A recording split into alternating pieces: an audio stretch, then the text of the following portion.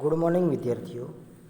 તો આજે આપણે ફરીથી યુનિટ નંબર 3 રીડ નંબર 1 બાકીનો લેસન આપણે જોઈશું.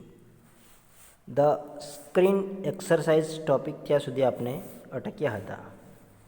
ધ સ્ક્રીન એક્સરસાઇઝ એટલે કે આપણી શરીરને લગતી આપણી સ્ક્રીન આપણા મનને કંટ્રોલ કરવા માટે, કાબૂમાં લેવા માટે ઘણી બધી તરકીબો અપનાવવાની છે.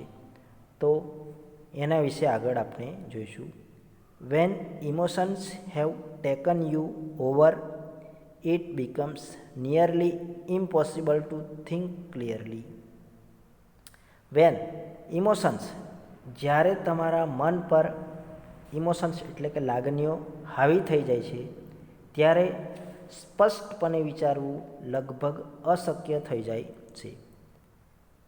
Becomes nearly impossible to think clearly. Clearly એટલે ચોખ્ખી રીતે કે સ્પષ્ટ રીતે વિચારવું લગભગ ઇમ્પોસિબલ એટલે કે અશક્ય થઈ જતું હોય છે. Then it becomes very easy to make unwise decisions or to agree to something which is not to your advantage. Then it becomes very easy. એ પછી મૂર્ખામીભર્યા નિર્ણયો લેવાનું કે તમારા હિતમાં નથી એવી બાબતોને સ્વીકારી લેવાનું ખૂબ જ સરળ થઈ જાય છે. અનવાઇઝ ડિસિઝન એટલે કે મૂર્ખામીભર્યા ડિસિઝન્સ એટલે કે નિર્ણયો ઘણી વખત લેવા જતા હોય છે. Or to agree to something which is not to your advantage. આ બધી જે ડિસિઝન લેવાતા હોય છે એ તમારા હિતમાં નથી કે તમારા કોઈ ફાયદામાં નથી એ જણાવવા માંગે છે. The screen exercises shows you how to step back and emotionally detach yourself from your current situation so that you can see more clearly what is going on. The screen exercise. આ screen કવાયત તમને કેવી રીતે પરત આવવું એટલે કે ફરીથી આપણા મુખ્ય પોઈન્ટ પર કેવી રીતે આવવું અને વર્તમાન પરિસ્થિતિમાંથી emotionally detach yours from your current situation, તમારી વર્તમાન પરિસ્થિતિ કે પોઝિશનમાં તમારી જાતને ભાવાત્મક રીતે અલગ રીતે કેવી રીતે કરવી એ દર્શાવે છે. So that you can see, અને આ કારણે તમે કે જેથી શું ચાલી રહ્યું છે તેનો તમે સ્પષ્ટપણે ખ્યાલ રાખી શકો છો કે તમને આભાસ થશે. Taking an outsider's point of view and imagining another person in your situation will put a new perspective on your stress problem, so you can evaluate more calmly what needs to be done. Taking an outsider's point. Outsiders means બહારની ત્રીજી વ્યક્તિના મતને ધ્યાનમાં લો. Point of view એટલે કોઈકના વિચારને કે મતને ધ્યાનમાં લો. Imagining another person's in your situation, અને બીજી વ્યક્તિને તમારી સ્થિતિમાં રાખીને કલ્પના કરશો તો તમારા તણાવની સમસ્યા માટે એક નવું યથાર્થ દર્શન થશે. પરસ્પેક્ટિવ યથાર્થ દર્શન થશે, જેથી તમે તમારે શું કરવાની જરૂરિયાત છે, what needs to be done, તમારે શું કરવાની જરૂરિયાત છે, શાંતિથી મૂલ્યાંકન કરી શકશો. ઇવેલ્યુએટ મીન્સ મૂલ્યાંકન કરવું, તેની કિંમત આંકવી. With your eyes close think about the situation that is currently causing you stress. With your eyes, આંખો તમારી બંધ કરીને તમને અત્યારે જે પરિસ્થિતિ તણાવ થઈ રહ્યો છે તેના વિશે વિચારો. Imagine projecting the situation onto a screen in your mind as if it were a film you were watching. Imagining, projecting. જાણે કે તમે કોઈ ફિલ્મ જોતા હોય કે કોઈ ફિલ્મ સ્ટુડિયોમાં હોય કે જોતા હોય એ રીતે તમારા મન પટલ પર એટલે કે તમારા મન પર આ પરિસ્થિતિને તમારે ઇમેજિન કરવાની છે કે કલ્પના કરવાની છે અને એ રીતે તમારે અંકિત કરવાનું છે. યુ વેર વોચિંગ, તમે જાણે કે કોઈ ફિલ્મ જોઈ રહ્યા હોય એવી તમારે કલ્પના કરવાની રહેશે. Include only what has really happen. Include એટલે સમાવેશ કરવો, તેમાં તમને જે થવાનું છે એનો ડર છે તે બાબતો નહીં, પરંતુ જે થઈ ચૂક્યું છે માત્ર તે બાબતોનો સમાવેશ કરવાનો છે. Include only what has really happen, જે થઈ રહ્યું છે તે નહીં. Not what you are afraid might happen, એટલે કે તમારામાં જે પણ ડર છે તે બાબતનું નહીં, પરંતુ જે થઈ ચૂક્યું છે તેનો તમારે ઇન્ક્લુડ કરવાનું છે.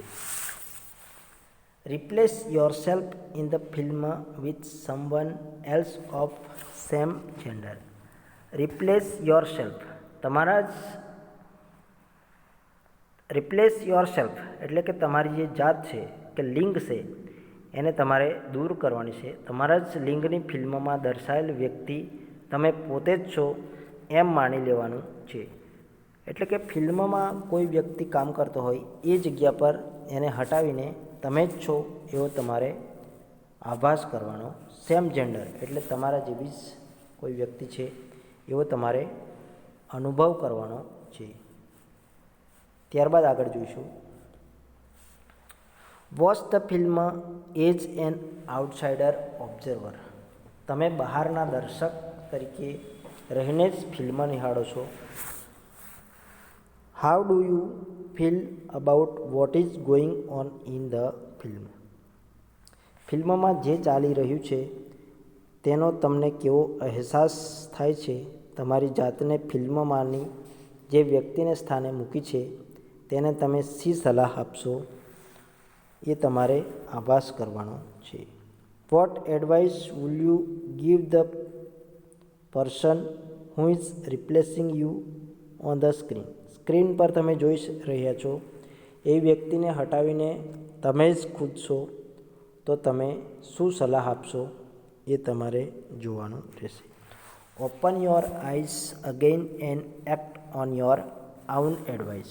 ઓપન યોર આઈઝ, ફરી તમારી આંખો ખોલી દો અને પેલી સ્ક્રીન પરની વ્યક્તિને જે સલાહો આપી એ પ્રમાણે વર્તવાનું શરૂ કરી દો. ત્યારબાદ આપણે આગળ ટોપિક જોઈશું. Anticipating success. એન્ટિસિપેટિંગ સક્સેસ એટલે કે એન્ટિસિપેટ મીન્સ પૂર્વધારણા અને સક્સેસ એટલે સફળતા. સફળતાની પૂર્વધારણા કરો. When life becomes too hectic. જ્યારે લાઈફ એટલે કે આપનું જીવન અતિશય પ્રક્ષુબ્ધ બને ત્યારે we can end up feeling mentally tied in knots. જ્યારે આપનું જીવન અતિશય પ્રક્ષુબ્ધ બની જાય ત્યારે આપણે માનસિક મૂંઝવણ મુકાઈ જઈએ છીએ. Nothing seems easy and positive. કશું સરળ અને હકારાત્મક લાગતું નથી. Pessimism sets in and we can not see a way out of our current problems. Pessimism means નિરાશા કે નકારાત્મક આપણામાં ઘર કરી બેસે અને અત્યારની સમસ્યાઓમાંથી કોઈ રસ્તો નીકળતો દેખાતો નથી. કરંટ પ્રોબ્લેમ્સ અત્યારની જે પોઝિશનમાંથી આપણને કોઈ રસ્તો મળતો નથી. We can open a source of optimism with the technique of anticipating success. આપણે સફળતાની પૂર્વધારણાની તરકીબથી હકારાત્મકતાનો સ્ત્રોત શરૂ કરી શકીએ છીએ. આગળ જોઈશું. Settle back in a chair and close your eyes. હવે અગાઉ આપણે જોઈ ગયા એ પ્રમાણે ખુરશીમાં આરામથી ટેકો લઈને એટલે કે અઢેલીને બેસો અને તમારી આંખો બંધ કરો. ક્લોઝ યોર આઈઝ, તમારી આંખો બંધ કરો. Experience with all your senses what it feels like to have achieved something and enjoy the resulting feelings of relief and elation. Experience એટલે કે તમારે કંઈક અનુભવ કરવાનો છે. With all your senses what it feels like to have achieved, તમે જે કાંઈ મેળવ્યું છે એ કેવું લાગે છે, સિમ્સ કેવું લાગે છે તેવો તમારે અનુભવ કરવાનો છે. તમારી સમગ્ર બુદ્ધિ ગ્રાહ્યતાથી કરો અને તેનાથી પરિણમતી રાહત અને આનંદની લાગણીને માનો. ફિલિંગ્સ એટલે કે તમારી લાગણીને તમારે અનુભવ કરવાનો છે. Hang on to the positive feelings and bring them back with you into the here and now. Hang on means આપના મનમાં જે પણ કંઈ છે તેને આપણે હેંગ ઓન મીન્સ દૂર કરવાનું છે, લટકાવી દેવાનું છે. મનમાં સતત પોઝિટિવ આપની હકારાત્મક લાગણીઓ રાખો.